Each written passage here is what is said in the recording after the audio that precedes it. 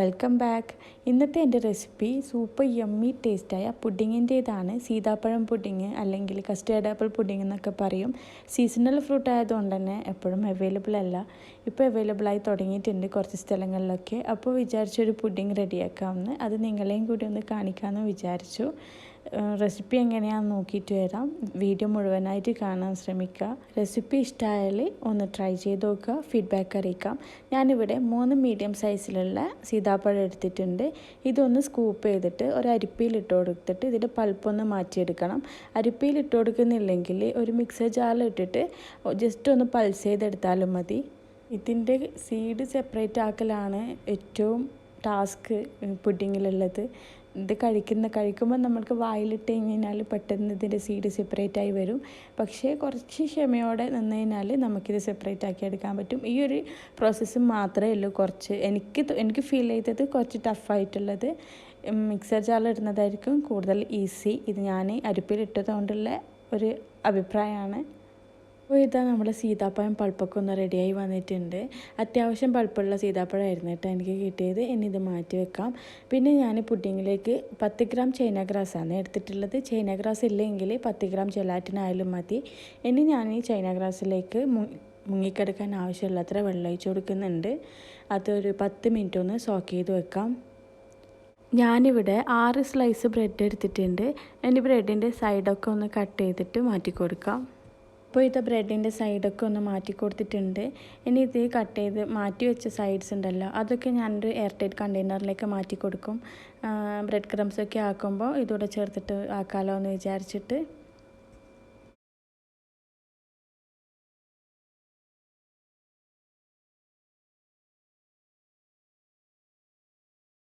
ഇനി നേരത്തെ സോക്ക് ചെയ്ത് വെച്ച ചൈന ഗ്രാസ് ഒന്ന് മെൽറ്റ് ചെയ്തെടുക്കാം. ലോ ഫ്ലെയിമിൽ ഇട്ടിട്ട് വേണം മെൽറ്റ് ചെയ്യാൻ വേണ്ടിയിട്ട്. ചൈന ഗ്രാസ് മെൽറ്റാക്കിയതിന് ശേഷം നല്ലോണം ചൂട് പോയതിന് ശേഷം മാത്രമേ പുഡിങ്ങിലേക്ക് ചേർക്കാൻ പറ്റൂ. ഇനി ഇത് കുറച്ച് നേരം ഒന്ന് ചൂടാറാനും കൂടിയിട്ട് വെക്കാം.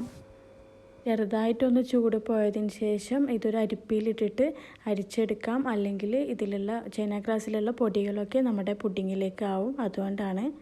പിന്നെ ഇത് നല്ലോണം തണുത്ത് വരുമ്പോൾ കട്ട പിടിക്കുകയാണെങ്കിൽ ജസ്റ്റ് ഒന്ന് ചൂടാക്കി കൊടുത്താൽ മതി. ഇത് നേരത്തെ അരിച്ച് വെച്ച് ചൈന ഗ്രാസ് ഞാനൊരു മിക്സർ ജാറിൽ ഒഴിച്ച് കൊടുത്തിട്ടുണ്ട്.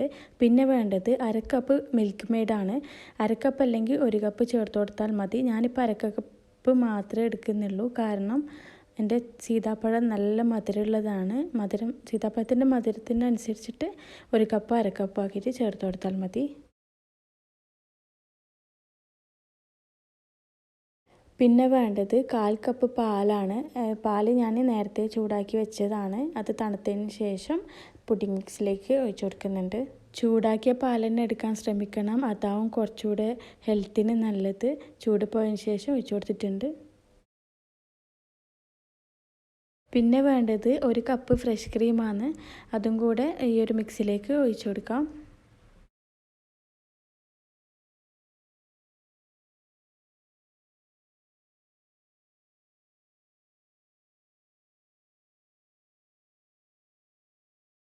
ഇനി ഇതിലേക്ക് നേരത്തെ റെഡിയാക്കിയ സീതാപ്പഴം പൾപ്പുണ്ടല്ലോ, അതും കൂടി ചേർത്ത് കൊടുക്കാം. ഞാൻ മുഴുവനായിട്ട് ചേർത്ത് കൊടുക്കുന്നില്ല, 1/4 ഭാഗം മാറ്റി വെക്കുന്നുണ്ട്. സീതാപ്പഴം പുഡിങ്ങിൽ ഇതിൻ്റെ പൾപ്പ് കടിക്കാൻ കിട്ടുമ്പോൾ നല്ല ടേസ്റ്റാണ്. അതുകൊണ്ട് അതിൻ്റെ കുറച്ച് പോർഷൻ ഞാൻ മാറ്റി വെച്ചത്. പുഡിങ്ങിലായാലും സീതാപ്പഴം ഷേക്കിലായാലും ഇതിൻ്റെ പൾപ്പ് കടിക്കാൻ കിട്ടുമ്പോൾ നല്ലൊരു ടേസ്റ്റാണ്. അത് പൾപ്പ് കൂടുതലുണ്ടെങ്കിൽ അങ്ങനെ ചെയ്താൽ മതി. പിന്നെ നിങ്ങൾക്ക് ഇതിനോട് താല്പര്യമില്ലെങ്കിൽ ഇത് സ്കിപ്പ് ചെയ്യാം. ഇനി ഇതിലേക്ക് വേറെ ഷുഗറൊന്നും ആഡ് ചെയ്യുന്നൊന്നുമില്ല. ഈ മിക്സെല്ലാം കൂടി നല്ല ഫൈനായിട്ട് ബ്ലെൻഡ് ചെയ്തിട്ട് വരാം. അപ്പോൾ ഇനി നമുക്ക് പുഡിങ് സെറ്റ് ചെയ്തെടുക്കാം. ഞാനൊരു ബൗളിൽ കുറച്ച് പാലെടുത്തിട്ടുണ്ട്. ബ്രെഡ് ഡിപ്പ് ചെയ്യാൻ ആവശ്യമുള്ളത്ര പാലെടുത്തത്. ബ്രെഡ് എല്ലായിടത്തും ഒരു സൈസായിരിക്കില്ലല്ലോ, കുറച്ച് വലിയ ബ്രെഡൊക്കെ ഉണ്ടാവുമല്ലോ. അപ്പോൾ നമ്മുടെ ബ്രെഡിൻ്റെ സൈസിനനുസരിച്ചിട്ട് അത് ഡിപ്പ് ചെയ്യാൻ ആവശ്യമുള്ളത്ര പാലെടുത്താൽ മതി. ആ പാല് ഞാൻ കുറച്ച് മിൽക്ക് മെയ്ഡാക്കി കൊടുത്തിട്ടുണ്ട്, ചെറിയൊരു മധുരം കിടന്നോട്ടെ എന്ന് വിചാരിച്ചിട്ട്. ആ ബ്രെഡ് നല്ലോണം ഡിപ്പ് ചെയ്തിട്ട് 2 ഭാഗവും ഡിപ്പ് ചെയ്തിട്ട് ട്രേയിലേക്ക് വെച്ച് കൊടുത്താൽ മതി. ഇനി നേരത്തെ മാറ്റി വെച്ച പൾപ്പ് ഉണ്ടല്ലോ, അത് ബ്രെഡിൻ്റെ മേലെ ഇട്ട് കൊടുക്കാം. അല്ലെങ്കിൽ ഇതിൻ്റെ മേലെ നിങ്ങൾക്ക് കുറച്ചും കൂടെ മധുരം വേണമെന്നുണ്ടെങ്കിൽ കുറച്ച് മിൽക്ക് മെയ്ഡ് ആക്കി കൊടുത്താലും മതി. ഞാൻ ഇതിൻ്റെ മേലേക്ക് പൾപ്പ് ഇട്ട് കൊടുക്കുന്നുണ്ട്.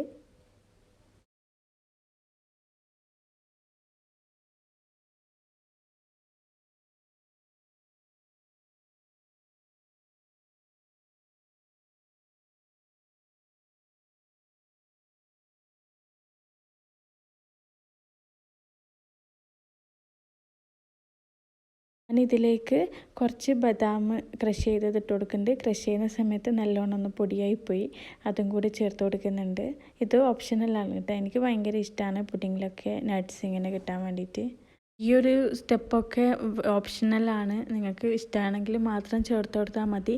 വെറും ക്രീമി ടെക്സ്ചറുള്ള പുഡിംഗ് ആണെങ്കിൽ പൾപ്പും പിന്നെ ബദാം മിക്സൊന്നും ചേർത്ത് കൊടുക്കണ്ട.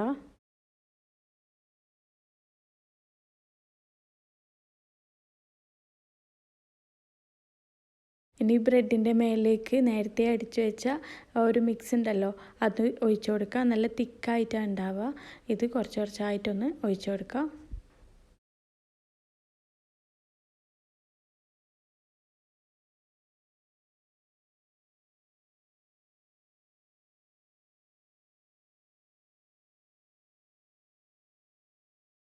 അപ്പോൾ ഇതാ ഞാനൊരു സ്പാച്ചുല വെച്ചിട്ട് ഇതെല്ലാം ഒന്ന് സെറ്റ് ചെയ്ത് കൊടുക്കുന്നുണ്ട്.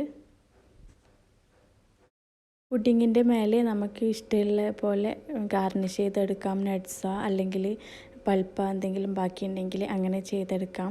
ഞാൻ നേരത്തെ ബാക്കിയുണ്ടായിരുന്ന പൾപ്പ് വെച്ച് കൊടുത്തിട്ടുണ്ട്. പിന്നെ ബദാം ക്രഷ് ചെയ്തത് അതും കൂടി ചേർത്ത് കൊടുത്തിട്ടുണ്ട്. പാർട്ടിയിലൊക്കെ ആണെങ്കിൽ കുറച്ചും കൂടി അട്രാക്റ്റീവായിട്ട് ചെയ്തെടുക്കാം.